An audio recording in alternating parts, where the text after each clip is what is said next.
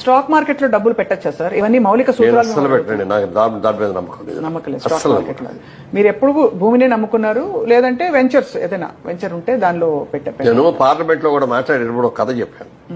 ఒక రోజున ఒక వ్యాపారి వచ్చాడు, కొన్న కోతుల్ని మనకి 20,000కి అమ్మాడు.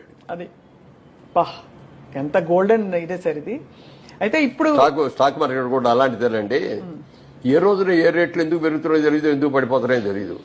ఇది బ్రహ్మాండంగా ఉంది అని అందులో పెడతాం. అంటే ఏదైనా డబ్బు సంపాదించడానికి కష్టపడి సేవ్ చేసుకుని దానికి ఉన్న విలువ ఇది ఆర్టిఫిషియల్ గా ఏదో పెట్టుబడి పెట్టేసి ఊరినే వచ్చేసింది. ఒక లాటరీ వచ్చింది అని అంటే దాంట్లో కూడా వచ్చినప్పుడు బాగానే ఉంటుంది, సంతోషంగానే ఉంటుంది. కానీ హార్డ్ ఎర్న్ మనీ అనే దానికి ఉన్న విలువ ఈజీ మనీకి ఉండదు. ఈజీ మనీ ఎలా వచ్చిందో అలాగే బాగుంది. హార్డ్ ఎర్న్ మనీ మనం జాగ్రత్తగా కాపాడుకుంటాం. మనం నిద్రపోయినా కూడా ఏదైనా విలువ పెరుగుతుంది అంటే అది ల్యాండ్ మాత్రమే. ప్రపంచంలో భూమండలం మీద సెకండ్ హ్యాండ్ అన్న ముద్ర లేని పదార్థం ఏదైనా ప్రోడక్ట్ ఉందంటే అది ల్యాండ్ మాత్రమే. పాతదయ్యే కొద్దీ దాని విలువ పెరుగుతూనే ఉంటది. కానీ ఏ భూమి అయినా సరే 3-4 సంవత్సరాలు దాని విలువ పెరగదు. ఓపిక ఉండాలి, పేషెన్స్ అన్నది ఉండాలి. 20